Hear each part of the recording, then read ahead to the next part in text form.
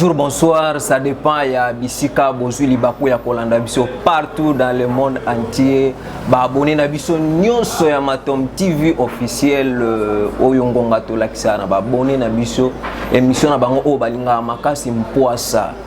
Bozo linga ko vérifier Mpoasa, ezaka ko bimisa mabete, na Mpoasa, tozo bimisa kaka mabete, mais tozo pesa bino, mabena malamu. Tozo lobaka mabena malamu. De façon que et permettre biso mboka na biso ekende liboso soto bandika koloba mabe ya malamu to koloba te Mpoasa za wana te pona to lobela ka mabe to zo lobela le décan au sali mabe to lobi ya malamu pe to koloba yango to profiter à ce temps ko pesa mbote na ba abonné na biso nyonso to pesi ba o bazolanda biso depuis Bukavu ba o bazolanda biso depuis Bakongo ba o bazolanda biso depuis Masimanimba ba o bazolanda biso depuis Kikwit ba o bazolanda biso depuis Dibayalubwe ba o ba abonné na biso nyonso bazolanda biso partout dans le monde, na France, na Belgique, na États-Unis, wapi na ngonga o bozo se retrouver bozolanda Matom TV officiel chaîne na bino obolinga makasi yende apesa bino ba information précise ya ville province de Kinshasa ya République démocratique du Congo. Tozana ba information oh il faut topé sabino na kotanga quelques informations à l'ordre du jour tellement toyo kana bino que Patrick mingi information puis biso so tozolanda ezaka ba information précise opesaka kandenge tosola na bino lobby que sur ces plateaux na kozala nga mon côté na kozala accompagné ya analyste na biso moko ya politique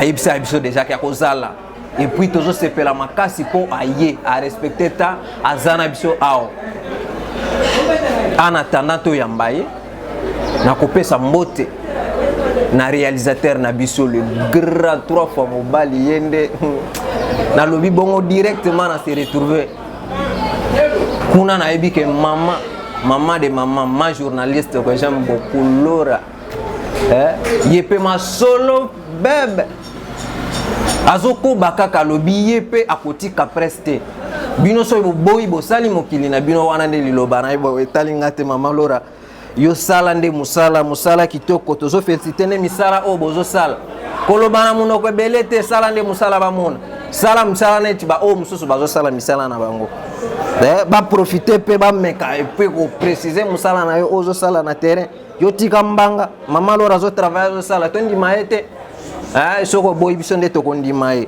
sans plus tarder la une de presse cette semaine à Kinshasa ville province de Kinshasa l'interpellation par l'agence nationale des renseignements de François Beya yende conseiller principal et président de la République.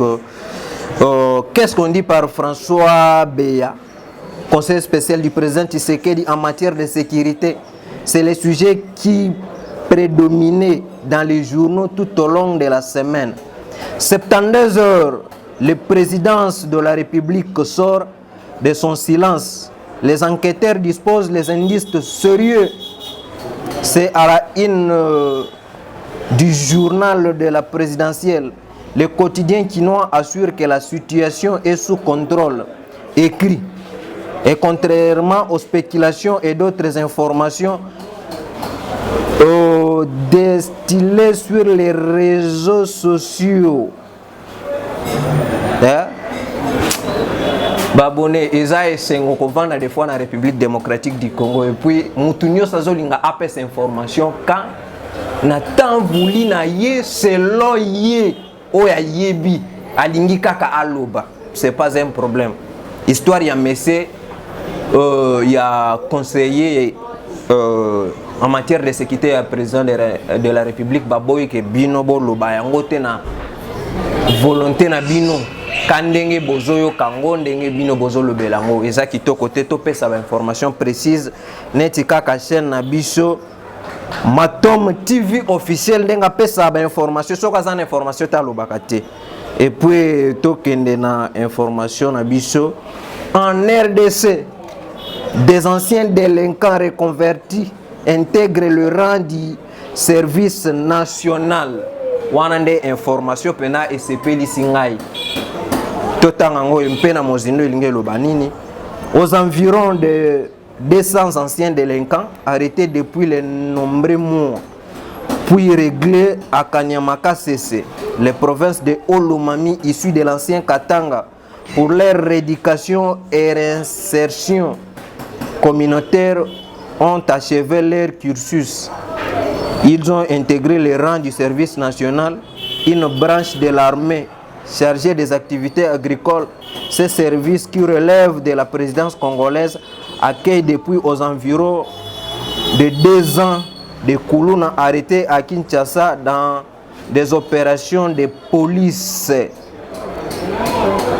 Ils ont sala et sengo le long la République démocratique koyo kabande konabiso bakanga depuis 2 ans na République na ville na biso ya Kinshasa.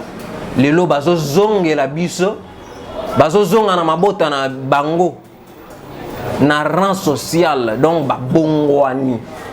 Ils ont fait sanga et sengo des fois na moi pasi il fallait baya kokuta des fois mboka yango e bongi Kishasa yango comportement ya ba jeune échanger bazo ya kokuta sous salité ya makasi.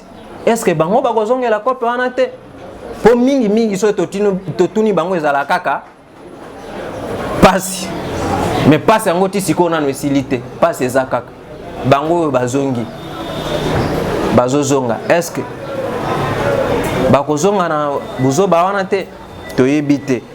Sans plus tarder na kosenga na Montréal 3 fois mobali ameka un peu kofongolisa biso plateau to yamba invité du jour na biso oto ibisa bino to kosola na ye Monsieur Louis. Bonjour invité du jour na biso. Bonjour Monsieur Patrick, le grand journaliste. To sepeli vraiment ko yamba yo mokolo na lelo pona to solo la sujet na biso ko ezaki ba parti politique na République démocratique du Congo. Ils ont tambola de père na l'église protestante. Donc idéologie na debi ezaka kamoko. Bazo ibsa biso vraie parole na bango. On a to mboka to parcourir na intérêt ya mboka. Yaka na parti politique na idée ya kovwa mate kokoma patriote. Les appels ikanicité biso tozala na yango. Mais en fin de compte c'est kotambola bongo même église. Vous allez vous retrouver que et comme bien privé à moto. Na en cas d'absence na ye eza mwana soit ndeko na ye moka ko remplacer wana. Mais aussi longtemps tozaka ebele. Si réellement tu allais nous dire que eza bien privé na yo na ebité yo yebisa biso est-ce que peuple congolais alingaka ndima akende kovana na parti politique pona ko banana wana na ebité ba activité ozaka na kati ya parti politique soit olonga ya masolo wana poto ko ba malamu. Merci pour la mutuna na monsieur le journaliste. Pour le moment tozaka na parti politique au babengi CNARC, Congrès national africain pour le réveil du Congo. Tozo salam sala na biso puna poto sunga bana mboka. To sunga bana mboka wana o ezaka ka to sunga bana mboka. Biso nyoso tozo lobaka to sunga mais to ko sunga bana mboka ngona modèle nini? Président national ya CNARC ezanani? Président national et Congrès national africain pour le réveil du Congo, Eza Aimé Pascal Mongolo Konda. Yende président national. Président Aimé mingi a postulé na présidence soit ayaka na députation. Aya mingi na députation. Dans 2023, ba jeune bazo espérer que monsieur Aimé Pascal Mongolo Konda on a pesimbote autorité morale ya CNARC bana CNARC balingi yo mingi papa ko décevoir bangote fongola bango motema ba oya Kinshasa bazo travailler makasi na ebi moko comme étant journaliste kaka na misala to sala to ebié a travailler makasi pona CNARC comme monsieur James Ipaya on a pesi mote bisika zali a pesi vraiment président James Mbote bénéficier bambote na ngai comme état abonné à chaîne na biso. Est-ce que Monsieur Louis Mozalia, parti politique dans la République démocratique du Congo, c'est ça que la population s'est retrouvée? En fait, merci pour la mutuna wana. Nakobandana na oyo etali mambu ya ba église na Congo après c'est quoi tout ça la différence entre ba église na Congo et puis ba parti politique.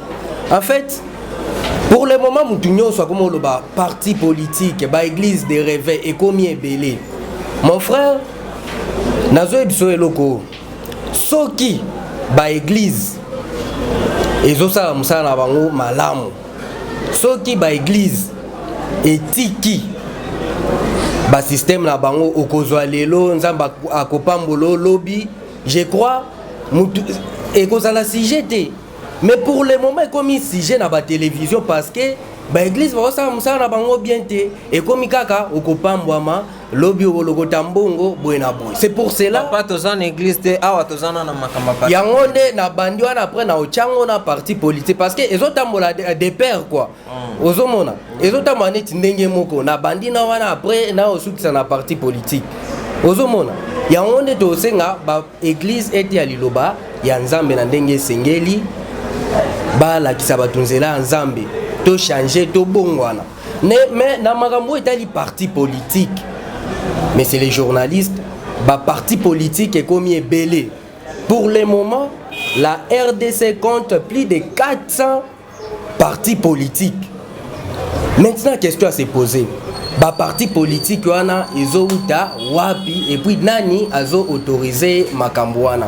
Pour le moment, mboke zo kufa likolo ba parti politique parce que ba parti politique muso e koma ba malette so tuni ba membre à parti siège na bango bazoye baté président na bino bazoye baté donc tala kaka ta yo moko ce parti wana o bazana siège té ba bi président na bango té bazui pouvoir est-ce que ba okota na pouvoir bazui pouvoir ba bandi vraiment ko gérer la chose publique ba ko banda nanu kotonga siège na bango ou soit babandana ko kiper na ba bien ya peuple congolais. C'est ça la question qu'on doit se poser. Mais ceux qui parti ba parti eza ebelé et puis ezo sala musala nango na ndenge elongo bani o ba benga ko conquérir les pouvoirs et une fois aux huit pouvoirs wana il faut au protéger yango malamu. Mais loin de là, ce que nous devons savoir na parti politique eza neti école.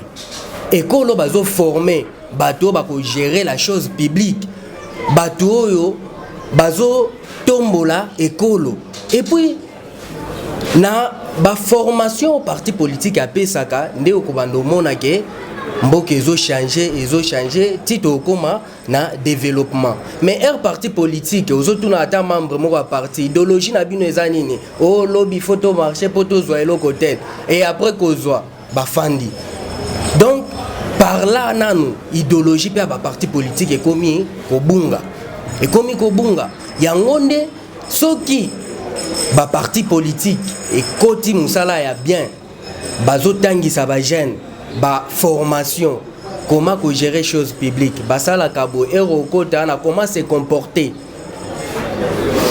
intérêt général ndezala na ya liboso wana je crois ba parti politique et ko sala musala nango malamu et puis ko servir république na ndenge elongo bani. Bon problème na biso ezaboui ba abonné na biso ba tindi ngai na ya pour donc ozwa au moins ba information précise na yo ba lobby na ba parti politique o biso tozo kende sûrement tozo sala o yozo benga ba formation wana ba formation bana ya République démocratique du Congo bazo sala kayango mais constat mukeza kaka que après avoir kosala oba koki kosala comme formation être non tozo tamola na idéologie à parti abimisi pena inspiration na ye ami pesi na parti politique un jour ma solo pesa mi problème na biso ça que jour ba kozala na kibokonzi to sala un peu clair ba abonné ba meka ko comprendre nini biso tozolo ba bana mboka ba comprendre nini tozolo ba to cacher ba monter ba ko koma na bokonzi eza que bana banies na ye bana bandeko ye moko komi ko dondo avandeli penango bona ndenga ba piki me o balobaka azolinga soute ba yebisa et puis plus grave bat o bazana idéologie à parti bazo partager même vision bazate ba conseiller à président de la République confin constat eza que bat bazo uta libanda bino o bobunda pour na parti politique bokomi ba chose à négliger on ne vous voit même pas yango ndezo poser problème na bana mboka bazolo ba copie ya parti politique eza même que copie ya église protestante. Ba église protestante mingi na République démocratique du Congo, s'il vous plaît, ba église de réveil. Ba ta protestant boli msangeza maloba un peu mbango sa émission et puis protester koko taper kaka. Eza moi quelque part là on a abîmé église de réveil. Wana penda eza ya kokosa te église de réveil bongo la plupart ya ba pasteur nazolo bena mabete mais tozolo balikam o biso na bino ifuto bongisa église de réveil to bandi yango biso nyo selongo nzambe kaka liloba ya nzambe tozo ya kobo bomema boy toko mem biso kaka tokosala ke église ekene liboso mais en fait de compte jour pasteur azo se sentir ba malaise ba constater que non nazo kende déjà ki mokolo nazo lemba eza mwana na ye mabosani ba papa oyo bazala ki ona o ba yebi des fois idéologie ni il faut pas même l'église na bango ezo même ba désordre na République démocratique du Congo alors ce ne sont pas des bonnes choses même mana ba parti politique na biso idéologie du début à la fin. Vous pensez que non c'est réel herbozo kende na ba parti politique na posa ya ko vendre ba makamsusu mais arrivant au pouvoir notre souci c'est là. Président national ya parti politique azo se comporter na autre azui ba camarade na ye o soit disant babunda mingi pona vie ba kemba ba zaka na ba poto aye ko komisa bango ba conseiller travail exact et puis bazo bebisa ne ba casquette ya ba parti politique. Notre problème en fait c'est ça, bazo bebisa ba casquette ya parti politique et bango pe bazo linga ko céder masolote yo comme étant analyste ça peut s'abissona bien. Comment faire pour changer au moins kokot sa sous bana ya Congo ba yo kaposa pom kopo wana pena na bango na zo ibisa yo très clair lelo ba bonné au bazolanda biso ke kopo wana comme lembisa et puis so benga bango kaka il faut zalana quelque chose na maboko sinon ba oyate soko zana mbongo te président national avant baya il faut batu na yo nano ke non président national la bino kuna azana nini soko na mbongo te ba oyate yo mekana un peu ko expliquer ba bonne na biso. Oui, merci pour la mituna au lobby ebele mais na bandolia ngope ndambu na bandi na oyo itali ba formation na ba parti politique mon cher tokendaka ba formation ezalaka premièrement pour na bien na biso mais mikolo o constater ba j'ai ba comme que ba formation une fois formation esili balukele musala une fois formation esili ania koma mutu boye non après avoir connu ça explication alinga koma nani alinga koma peut-être mokonzi mbala moko. Oh, dans la vie, nous avons le principe, il faut pas patience, la bien. Aussi, ici, après Zéla, nous avons besoin de bêtis. Au moins, nous avons besoin de faire au caca. Comme il faut perdre patience, tu comme il faut perdre, nous devons constater une chose. En fait, nous devons s'amener là, vraiment, tant qu'il y a un vivant, il faut perdre confiance. Parce que les locaux qui sont dans le parti politique, un jour, et qu'on fout à eux. Qu'on a l'année précédée. Premièrement, notre formation na edaka. Ceux qui osent noter, osent tchango na moto. Même pas aujourd'hui, mais lobby et qu'on aide eux. Mais les mal y a des jeunes y a mikolo na ba parti politique tout ça déjà va constat bazo kende na ba formation ba parti politique sans but. Or ozo kende déjà kuna moto a mis formation yo ozo là. Ozo comprendre l'autre après na souka formation oh bona batu no ata mabuboye kolaki azoko kate siko mutu ya bongo ba test ezala oh bona pour la fonction telle azuité ono banini eza neti classe tozo ki ne formation neti classe après wana ba ko examiner biso ba oh bazui bango nde ba ko zala retenir mais eza te soki ozuité nde olongwe parti et ozuité ba yo. Concernant le Moussoussou, au Tcholoba, n'a pas parti politique, comment constater ceux qui papa Koufi, moi n'a côté. En fait, au départ, ils ont un statut. Chaque parti politique est un statut. Mais ceux qui, par exemple, papa, Aza absent, ou soit à Koufi, n'a parti politique, moi n'a à remplacer. Mais je crois qu'il faut pas fan d'ananou.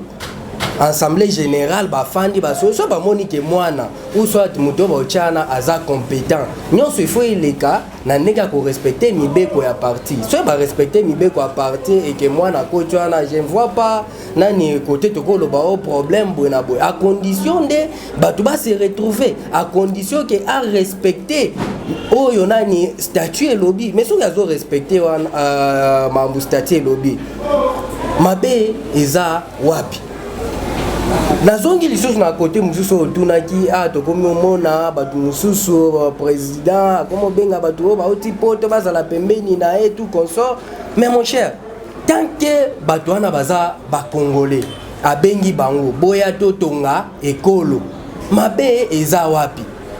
Est-ce que baza ba étranger? Non, bato baza libanda kutu basungaka makasi pour Congo kende liboso. Mais une fois mutu azui pouvoir habiter, toko travailler na bato baza sur le plan interne na bato baza sur le plan international, ba diaspora. Condition de toyeba ko salela Congo na motema bolamu. Toyeba ko gérer la chose publique parce que ceux qui bozo gérer ngo malamu nani akolobela Serbino.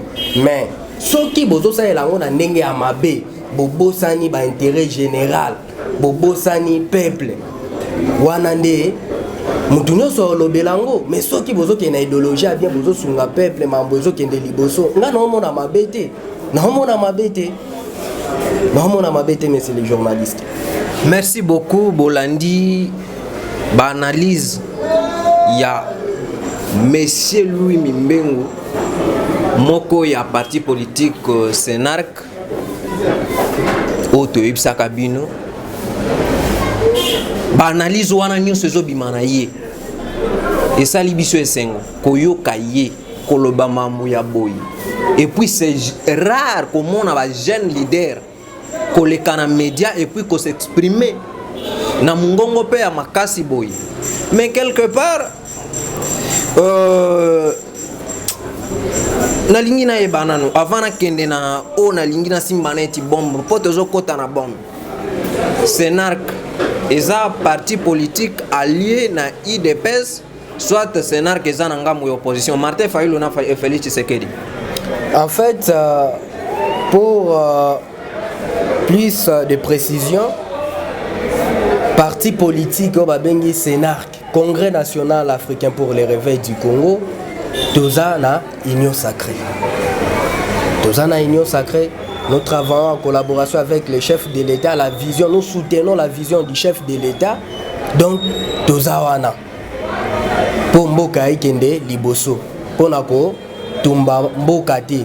Pour Nako Kwesa Mboka Te, mais Poto Lamoussa, Mboka Ikende Liboso. C'est ça, le but d'un parti politique. Et non pas qu'on s'oppose. Attention, Malam, les maillots s'opposer, non. Au moins na mikila poto tout le monde a ba opposant pe bazali mais il faut ça la opposition républicaine moto sali mabe au recadrer ses propositions. Donc leader par excellence nazo comprendre un peu yo et puis na boy ko tous ces places wana na comprendre pourquoi au défendre ba makamsusu s'il vous plaît ba diaspora tolobi ya mabete tolobi te que pourquoi mokonza mboka soka komi na bokonzi azolinga mingi ko travailler na bino te tolobi bongo te mais tozomona mabeza que tozo batu o bazala na idéologie ezaka kabiso o toza awa na République démocratique du Congo bayaka mingi ko parler sur nous de l'idéologie et puis projet de société une fois arrivé na bokonzi na yebi que parti na biso elingaka to sala boye pona peuple. Mais aussi longtemps, tozo mona que non, bino obozo utapoto des fois on a évité ceux qui peuvent bosser la réunion neti biso. Ezaka kabino et puis na place bo travailler pe malam. Tala baninga na biso bino obazana biso awa façon ya musala o bazo travailler. Ezo kamwis. Est-ce que tozo sunga Congo soit tozo sunga bango te? Na oyo pa lobi lisusu. Ceux qui papa kei. Donc, na ba parti politique nyonso ezala kaka soki papa kei, il faut kaka mwana remplacer bo wana to éviter. Yozo kene na Senark lelo. Vous assure que un jour président national na bino azate ba remplacer mwana na ye a ozoloba balobi TV ba image ko sakate et puis ezalaka têtu mais c'est lui yebaka yango image ko sakate ezala têtu yebisa biso un jour ce qui congrès national pour le réveil du Congo lobby monsieur Aimé Mongo alingi a remplacé mwana na ye na tête ya parti politique yo lui et ko sala yo mabete. Merci pour la question là monsieur les journalistes. S'il arrivait que le président national est à parti Sénarc à Zate et puis à lobby mwana na ende à Kotawana. En fait, au départ, il faut qu'on respecte la procédure. Tokota la nanu statut et lobby nini. Parce que ceux qui statut lobby après papa, mwana ou soit après président, mutu mususu akokota. Nyo se fait les canaba élection. Mais Zate qu'on imposer parce que qu'on imposer des comme Amabe. Mais ça peut arriver aussi à travers le vote. Moi, nanaepe à Komana. Et puis dans un parti politique, j'ai bien souligné ici, et ça pour la lutte, mon frère. Et puis Moussala, tout ça là, un parti politique et mon anaka, batubayo kaka. Parce que lutte politique, et ça yanda côté, bisoto bimaka. Yango de balito tozo sala ba côté tozo kota. Il faut tozala na batwana nyonso elongo pourvu que likambo ekoma ezato bandu mituna juste o wana uti wapi. Mais une fois to yebi mutu aza compétent mon frère et puis ceux qui na ba test ya statut en fait ya Sénarc et lobby bongo ou soit ezaye na moni problème ezati. Il faut tout respecter les mibeko parce que jamais te koloba oh yete oh mais ce que soit par exemple les statuts lobby bongo yo ninga contredire sous statut. Merci beaucoup au Bolandi Ezari leader par excellence monsieur Louis lilobana yo asuka pona batu o bazolanda biso pona bana Congo eza nini loba moi mukie na moni kuna déjà signal ya makasi zo sale ma Montréal à lobby to komi déjà ko citer. Et puis pendant clore na journée ya lelo na mekape ko pesa ba condoléances na nga na famille katala o ba perdre naza ko perdre moko ya ba camarade nga collègue nga totanga na ye katala mesme miso monsieur mesme repose en paix mon frère kende malamu biso totikali passe eza na motema mais c'est lui lilobana yo pona bana mboka ezani liloba nanga ya suka pona bana Congo ezaboye ba jeune nazo senga bino bokota bosadere na ba parti politique parce que mboka po ekende liboso il faut ba jeune pe bakota toko travaille toujours en collaboration na ba papa mais ceux qui ba jeune tozo boya politique tozo tikela Congo yo na nani et ozo boya politique ozo linga mutu alibanda ndia ya oselo politique na wa ndaku wana na lobby non c'est pour cela mwana na bino ndeko na bino yaya na bino a lobby boye bo kota na ba parti politique poto tombola ekolo parce que politique à Congo tokoti kela okaka ba papa te ba jeune pe il faut ba kota c'est pour cela biso ba jeune to s'engager na kati ya politique ya Congo poto tombola ekolo wana ikozala mona nga ya suka mais à part cela moi salutation ezali na pesi mbote na société Shabunda City na pesi mbote na Poro Mouta Mboka na pesi mbote na ngape na André Musulu Mbila Kambi famille Muzalia nyonso na pesi Tokunda Muzalia Lisi Muzalia Michael Funga mbote na pesi donc bandeko nyonso ya Congo bandeko baza na este kuna na pesi bino mbote politique ezo continuer ka poto tombola ekolo poto si sa ba guerre à Congo kuna donc ba jeune il faut ba kota na scène politique. Merci beaucoup, c'était leader par excellence monsieur Louis Naebsa bino mingi mingi na benga ka leader par excellence ponga moko na yebi yende alobi tozo kota masolango ye déjà bandi kokota biso tozo pesa bango ba chance ya kokende liboso bango ne ba leader o ba kokamba biso na République démocratique du Congo awa nazo pesa au moins soki na pesi mbote te akoloba aebsa ngabi pona nini osala nga bongo kaka ngai Maman la Johannesburg depuis ici maman na pesi yo bambote na ngai belé na pesi bambote na ngai ya mingi na plaza na Yves Oku le DG ya plaza na pesi bambote belé na Michael Muntunganga depuis kuna leader ngape na zozela yo tokokuta na yo puis tokosolola na so pesa bambote na ngai na maître Mbiaka depuis Masina yepe moko ya babone na biso alandaka biso na so pesa bambote na ngai ya mingi na ndeko na biso Arin Kiaba yende boss privé kuna na mega asakanaka te alobi soki bokomi na monga fula ekozanga te alobi to pesa lisu bambote belé ezo salanga sentiment na babone na biso bozala kaka wana botalaka chaîne na bino bo s'abonner commenter aimer et puis partager information.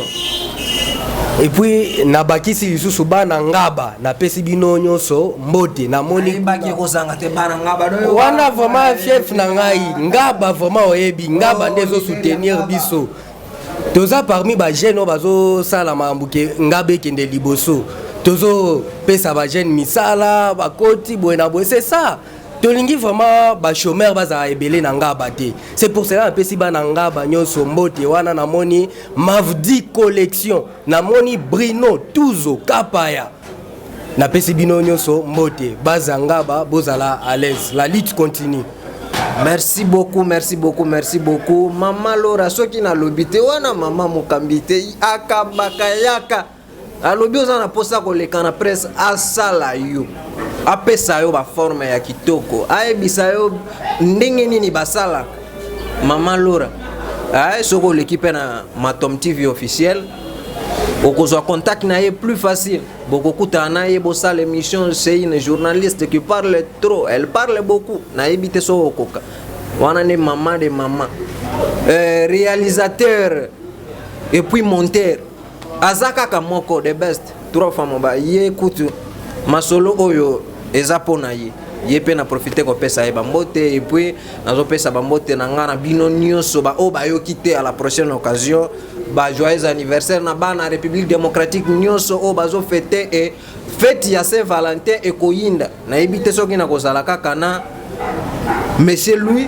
ou soit le 14 wana na ebite soki na kozala na yo soit Maman Laura yende pe akokipe ba makamu poza na ba activité bela zo préparer na lingi bino mingi botika la malamu émission na biso ke na kosuka et puis je vous aime beaucoup bye.